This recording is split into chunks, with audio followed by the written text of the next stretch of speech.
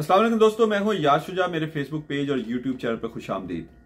दोस्तों, खबरें तो बहुत हैं, लेकिन इस वक्त सबसे जो बड़ी खबर है, सबसे पहले वो आपके इल्म में लाना चाहूँगा कि क्या इमरान खान जो हैं वो कामयाब होने जा रहे हैं और ईद के बाद कोई बड़ा खेल शुरू होने जा रहा है। दूसरी खबर यह है कि जजेस ने इस्लामाबाद हाई कोर्ट के लिए जो ख़त लिखा है उसके हवाले से एक मुल्क की तहरीक शुरू होने जा रही है और कौन उसे रोकना चाहता है। और जबकि एचिसन कॉलेज का मामला जो है वो अब इस नहज पे आ गया है कि क्या गवर्नर की कुर्बानी देने के लिए का फैसला किया जा रहा है।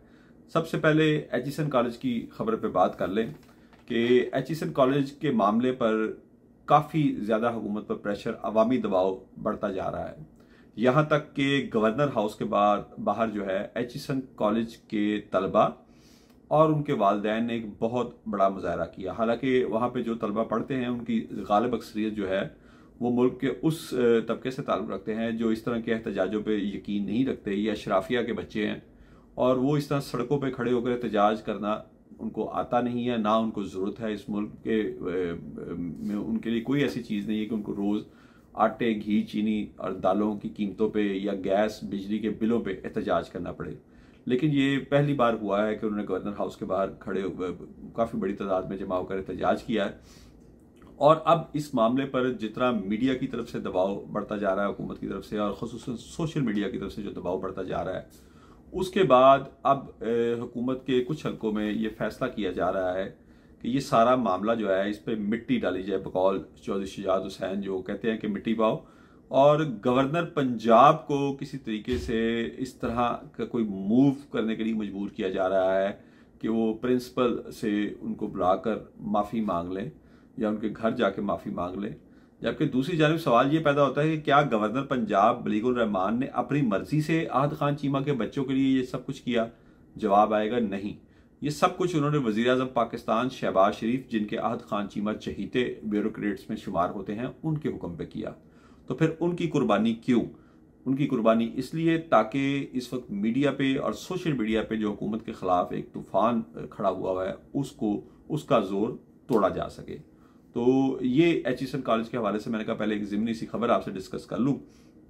उसके बाद जो इमरान खान की कामयाबी और जजेस का ख़त जो है, ये दोनों खबरें तकरीबन एक ही हैं। सबसे पहले बात कर लेते हैं इमरान खान की कामयाबी के हवाले से कि ईद के बाद क्या कोई बड़ा खेल शुरू होने जा रहा है। बिल्कुल, इमरान खान ने मौजूदा इंतखाबात के हवाले से सबसे पहले जो जमात थी वो तहरीक इंसाफ थी, जिसने धांधली का शोर मचाया।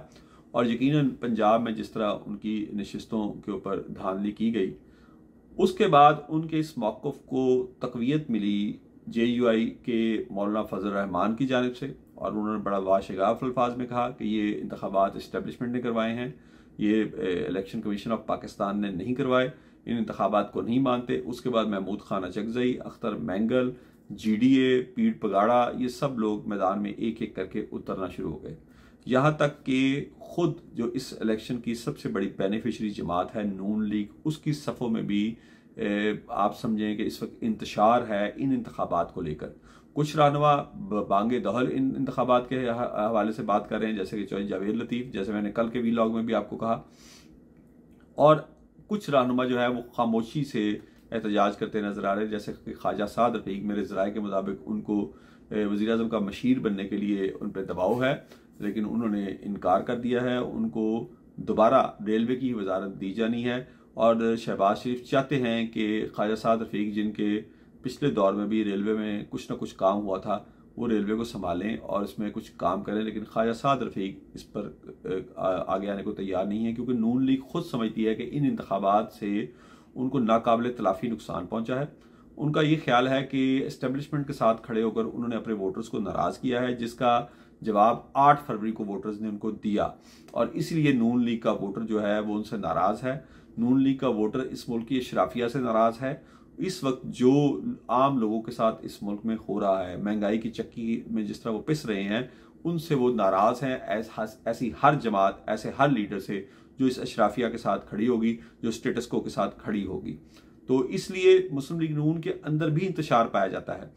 अब मौलाना फजल रहमान ने ईद के बाद एक बहुत बड़ी एहतजाजी तहरीक चलाने का ऐलान कर दिया है। 25 अप्रैल को पहला जलसा उसका कोयटा से वो उसका आगाज करेंगे और कोयटा के बाद फिर ये सफ़र जो है पेशावर कराची से होता हुआ लाहौर तक पहुंचेगा।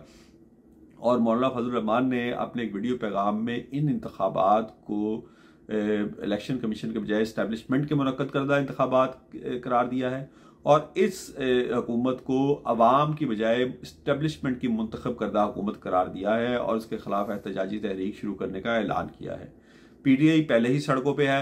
उसके बाद बलूचिस्तान में महमूद खान अचकजई, अख्तर मैंगल भी सड़कों पे आ जाएंगे। KPK में PTI पूरी ताकत से अली मीन गंडापुर को अगर ना हटाया गया तो एहतजाज करेगी।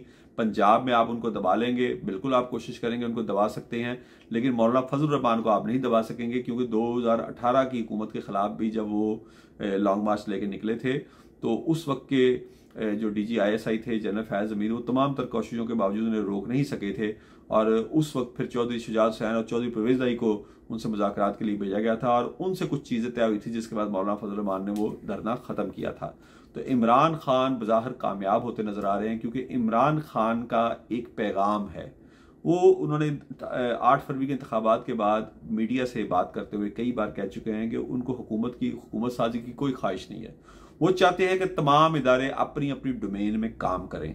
उनका कहना है कि एस्टेब्लिशमेंट का ये काम नहीं है कि वो इंतखाबात करवाए या सियासी जमातों को या सियासी हुकूमतों को इक़्तिदार में लाए या निकाले। अब यही बयानिया जो है वो मौलाना फजल रहमान समेत दीगर तमाम जमातों का होता हुआ नजर आ रहा है और मुस्लिम लीग नून जो कि सबसे बड़ी हुकूमती जमात है उसकी के भी कई रहनुमा जो है वो भी इमरान खान के मुतालबे से मुत्तफिक नजर आ रहे हैं। अब इसी से जुड़ी हुई दूसरी खबर कि ये जो जजेस का खत है, इस्लामाबाद हाई कोर्ट के 6 जजेस का खत जो है उस पर बहुत इस वक्त मुल्क में तूफान बरपा है और इन जजेस का कहना है कि उन्हें और उनकी मातहत अदलिया को बाकायदा टारगेट किया जा रहा है, जिनके अदालतों में इमरान खान के खिलाफ केसेस थे, जिसमें टेरियान वाला केस था उसके जो जज साहब का बाकायदा जिन्होंने उसको काबिल समात होने या ना होने का फैसला करना था उनके वो तो खसूसी निशाना बनाया गया दहशतगर्दी का और इनके घरों में कैमरे लगाए जा रहे हैं। एक जज साहब के बहनोई को जिस तरह अगवा किया गया और फिर दावा किया गया कि उनका ताल्लुक खुफिया इदारे से है, उन पर तशद्दुद किया गया, उनको करंट लगाया गया और उन जज साहब के खिलाफ उनका बयान भी रिकॉर्ड किया गया। तो ये सारा मामला जो है इस पे उन्होंने चीफ जस्टिस ऑफ पाकिस्तान काजी फाइज ईसा को भी उन्होंने अप्रोच कर लिया है, खत भी उन्होंने लिख दिया है, लेकिन इस पे होने क्या जा रहा है, इस पर वकला तहरीक जो है वो चलने के लिए बेताब है। लेकिन इस वक्त खुफिया इदारे कोशिश कर रहे हैं कि किसी तरह वकला में रिफ्ट क्रिएट की जाए, इख्तलाफ क्रिएट करके ये तहरीक न चलने दी जाए क्योंकि इससे फिर एक नाकाबिल यकीन दबाव उनके ऊपर आएगा।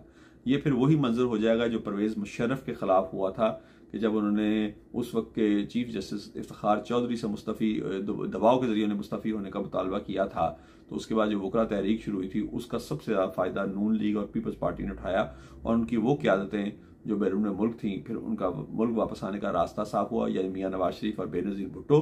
तो अब वो खुफिया इदारे परेशान हैं कि अगर ये वकला तहरीक चलती है तो इसका सबसे बड़ा जो बेनिफिशरी होगा वो इमरान खान होगा और उसके साथ साथ दीगर एहतजाजी जो रहनुमा है जिनमें मौलाना फजल रहमान शामिल है, महमूद खान अचकजई, अख्तर मैंगल और GDA पीर पगाड़ा वगैरह वो शामिल हैं, वो होंगे। तो इस सिलसिले में बलूचिस्तान बार कौंसिल ने एक खत लिखा है, मुतालबा किया है चीफ जस्टिस पाकिस्तान काजी फाइज ईसा से इस खत के ऊपर सुओ मोटो लेने का और साथ ही साथ उन्होंने पाकिस्तान बार कौंसिल से मुतालबा किया है कि वो मुल्क गिर एहतजाजी मुहिम शुरू करने के लिए मुल्क गिर जो वकला के जो सेमिनार हैं वो इस हवाले से वो मुनक्कद करवाएं ताकि वकला की एक तहरीक इस पर चलाई जा सके अदलिया को बचाने के लिए कि अदलिया के इन जजेस के बकौल इस कदर ज़्यादा जो एग्जेक्टिव है उसकी मुदाखलत उनके काम में बढ़ चुकी है कि अब काम करना नामुमकिन हो चुका है। तो वो खेल जो इमरान खान बड़ी देर से अकेला खेल रहा था, अब ऐसा लगता है कि उसके साथ बाकी खिलाड़ी भी इस मैदान में उतरते नजर आ रहे हैं और इंतज़ार हो रहा है सिर्फ रमज़ानुल मुबारक का कि रमज़ान के रोज़े जो हैं वो खैर खैरियत से गुजरें तो ईद के बाद एक बड़ा खेल शुरू किया जा सके। दूसरी जानिब जो हमारी इस्टेब्लिशमेंट है वो पूरा जोर लगा रही है कि ईद के बाद कोई मुतहद्दा सियासी और वकला का महाज उनके खिलाफ खड़ा ना हो, बल्कि एक तमगाज़दा जो हमारी एंकर साहिबा हैं, उन्होंने तो इन 6 जज साहिबान से मुस्ताफ़ी होने का भी सोशल मीडिया पे मुतालबा कर दिया है। तो इससे आप अंदाजा लगा सकते हैं कि ये जंग किस मरहले में दाखिल हो चुकी है। मजीद खबरें भी आपकी खिदमत में पेश करता रहूंगा। अपने दोस्तों और रिश्तेदारों का ख्याल रखिएगा। अल्लाह हाफिज।